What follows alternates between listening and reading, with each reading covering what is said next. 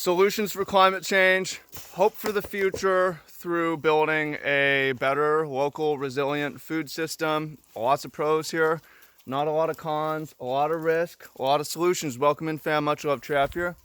Hanging out with my Saturday with the sheep up at the farm, building green infrastructure, and sharing with you how we can make it through this. So, welcome in, much love.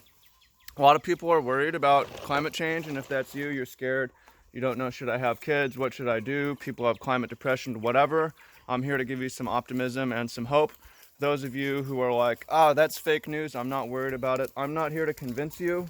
For me personally, there's enough scientific consensus on this that things will be bad and they could be catastrophically bad, that the risk is extremely high. So let's try to lower that downside. Things could be really bad.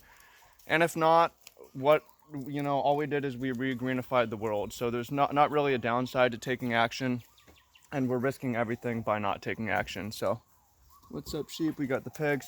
So first of all, what's the problem with the global food system? There's multiple problems that are leading to climate insecurity, but one of the big ones is the global food system. First off, the global food system contributes to some of the negative, I won't even say they're negative for us, but some of the climate forces that are going to be causing a lot of change. For instance, the way that we are housing hundreds of millions of animals in the United States is a major contributor to gas emissions, and the way that we are treating the soil is not the best. We could be capturing a lot of carbon into the soil, but we're doing the opposite. Those are kind of a couple of the main reasons. Another one is that the average transport distance of food in the US is something crazy like 1,500 miles. I don't know the exact numbers, so we're burning tons of fuel and energy. So those are some of the negatives, but the main thing is the risk. The risk is that, okay, we're growing the majority of our food in only a couple places, for instance, California and Florida for the winters, and the Midwest otherwise, and then we're using that food to transport to the majority of the world. There's some other spots. That causes a lot of regional risk because, for one, if there's problems with California through either water or something happens and all the crops die because we're monocropping, there's risks of disease. There's a lot of risk, then there's not enough food to transport out. That's one possibility. Another one is that our infrastructure for transporting the food could break down. Like here in Hawaii, there's a problem that 90% or more of our food is imported, and we only have like 1 to 2 weeks of food stored. So if we have problems like rising water levels or hurricanes or problems with the food coming here, then we're fucked. There's a million people here, so we need to bolster our local food systems. And that is not just here, that's all over the world, where we're reliant on food growing on the other side of the world to be transported to us. So there's a lot of risk too. There's downside and there's risk. So what are the solutions? Well, one of the solutions is imagining what the food system of the future is going to look like. That's not just sustainable, but is regenerative, could maybe turn the ship a little bit. But at worst case, is some people are going to survive. There's going to be a surviving system. What's that system going to look like? How can we bring about that faster? How can we have it built in place? So in the case that there's a global collapse, we have an existing system that can pick things up. So the way that revolutions happen, if you study history a little bit, it's not always violent and aggressive, and it's very rarely like stealing at the top. It almost always, the way revolution happens is you build a parallel system that works and is just there in the case that there's a collapse at the top. So for instance, we build a local food system where instead of 95% of the food is being imported and we're growing 5% of our food, what if we grow 50% of our food? We build a more secure, locally secure food system. So if in the case that there's a global collapse, boom, naturally the local food systems inherit the reins of power. There's no... Okay, so what does that actually look like? So it's not just local food systems, but more sustainable local food systems. Or sustainable systems. I don't even know if global is the right way to describe it, because if you look at global food systems, the actual concentration of food being grown is only in a few places. Whereas I'm talking about a system where there's a lot more food growing. There's a lot more backyard gardening. There's a lot of small farms. The average distance that food travels is less. So the first thing we have is we have lowered risk in case the boats don't come, in case the ports close down, in case California, Florida, wherever gets hit. So if that doesn't happen, there's still some food to feed people. So we're lowering a lot of risk by that, and that's going to reduce some of the strain, which could cause a lot of immigration and social upheaval. So there's that. Also, a better food system, local food system. It's reducing the transport, so it's reducing the energy cost. It's reducing the cost of food, also reducing emissions related to that. We're also, if we do that, we're going to be increasing. Bah, bah. Oh, they're so cute. Also, what we're going to be doing by building green infrastructure is we are going to be capturing. First, we're going to be building green infrastructure in case of bad shit happening. We'll already have the fruit trees and the gardens established. In more places, these lambs are kind of distracting. You have the baby. The mom's just around the corner in the pasture. Let's go fix this. Lead them, reunite them. The baby doesn't know how to get over there. There she goes. Yeah. Come on. Come on. Now, other possible solutions when we're talking about local food system, you have true recycling of food through pigs, chickens, and worms. Right now, a lot of the food is getting tossed into landfills, which are pretty inaccessible. Some of it's getting composted or whatever, but you store that. You take your food scraps, you feed them to pigs, you feed them to chickens, you feed them to worms, and you're doing a true recycling. Where's Lucy? The big pig. She must be around the corner over there. It's weird, I don't see her. Oh well, there's not a lot. Okay, so you're storing your food in, this is food security 101, like this is going way back. You used to be your wealth was how many pigs you had or how many livestock you have. Why is that? Because this is your actual food store, right? So in the case of a harsh winter, you can harvest if you need to. If not, then you let the guys live because you appreciate them and they're a joy to be around. Now, in a local food system, it's not unnatural and it's not creating unnecessary emissions. You're trapping that in compostable soil, and it's true recycling of food that would otherwise end up in landfills. It goes into chickens, goes into pigs, goes into worms. And if you don't want to have to eat meat because it causes cruel suffering, you can do chickens, you can do worms instead. But recycling your food is one way. And now another way with local food systems is, okay, so you can cram a lot more animals into confinement.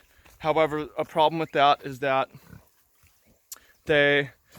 you have this gas emissions, you have manure not getting back in, and you're missing out on carbon sequestration. So when you have grazing animals, and by the way, we had 100 million buffalo roughly when Europeans showed up, similar number, not exactly, but similar number to the amount of confinement animals we have in the US right now. You have the animals help with sequestering, bringing more carbon into the soil, into the ground. Plants breathe carbon dioxide, they breathe out oxygen, right? Is that right? Yeah, it's opposite from us. Okay, so as they breathe in the carbon dioxide, they add it into the soil through their roots. And as the grazing animals come and eat the grass down, they shed their roots into the soil. And as the grazing animals take the seeds, leave their manure, and move on to the next section, the grass regrows and sucks more carbon in. And there's studies that show that grass, grazing animals, and grass captures more carbon than trees. So you can do that too. So there's a lot of things you can do with a local food. So a local food system is regenerative, is steering the ship, is more resilient to global disruptions, and will be here to inherit the bulk and not power but responsibility of feeding people in the event of a global collapse. And the worst case scenario of that is that we just have an alternate system that's built up, which is feeding a lot of people and you have healthier food because you can focus on nutrition over transportability. So you have more nutritious, more heirloom, more organic type stuff, and less like iceberg lettuce and apple and tasteless apples that are built for shelf stability and long distance transport. And if you go back not that long, a little after World War II era, half of all the produce eaten in the United States was grown in backyards. And then you go back even before that, obviously, it's thousands of years, almost all the food was grown locally. So we can get back to that. But I looked at the numbers around 2015, and it said that the local food sales in the United States was a meager $1 billion, which is less than the global primary and secondary market of Magic the Gathering. So it's like Magic cards are bigger than local food sales. But that's growing, and it's on us to do something. We're not going to be able to convince everyone to take action and not going to convince everyone to participate. However, you can if you want to. And all you have to do is you have to either, you can obviously vote with your dollar buying local, or you can build green infrastructure through, if you're in the city, grow some potted plants. If you're in the city, keep some worms. If you're in the suburbs, you can keep chickens. If you're in the country, take some grazing animals and spread it on social media. And hopefully in the next 10, 20, 30 years, we build up a global but local food systems, a global network of local food systems that is ready to feed people should the worst come. And if the worst doesn't come, then we had a lot of fun building a lot of cool stuff. If it feels like it's motivated by fear, there's nothing wrong with that. It's motivated by fun too. I think it's a better way to live. So you check out my book, The Food Life, if you haven't already. There's a link to that down below. Starting to get some rave reviews, and probably be writing about this more in the upcoming years. There's Lucy. We were looking for her. She blends in. What's up, you big pig? Lucy, how you doing? You got any questions, hit me up. Also going to be working on another, last time it didn't fire, we didn't have enough signups. This year I think it will, but working on another farm retreat out here. This one less about here's how to farm. I'm going to assume a lot of people know how to do that. You could learn that anywhere. And how to grow food in Hawaii is not necessarily super relevant to how to grow food in northern latitudes, but we're going to teach best business practices to build up this local food system, how to secure government grant funding, because the government does actually support this, so that you get started or you can scale up, how to build a regional food hub so you can increase your revenue and backyard growers can have a market, management, scaling, operations, bringing in experts from our farm to talk about how you can spread the message and profit off of farm tours and outreach, how you can use your farm as an event space for weddings and other events such as this, private dinners, and how you can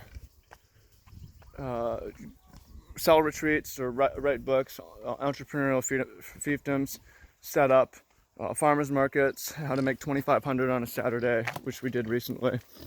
And yeah, if you're interested in that, there's going to be a link down to below, or you can go over to organicfarmretreats.com, and that's going to be on this winter. We'll have a little powwow of, it focuses on profitability, because one of the major issues facing local food systems is people thinking, oh, there's no money in it, there's no money in farming, it's hard to do, I'm too broke to be doing it. But we're going to show you that actually it can be really profitable and be really good for the community too. So you should check that out. Check out the book, there's a link to that, organicfarmretreats.com. Go ahead and hit me up there, see if you're into that, come out to Hawaii on the farm. So appreciate you, thank you, and talk to you soon. Peace.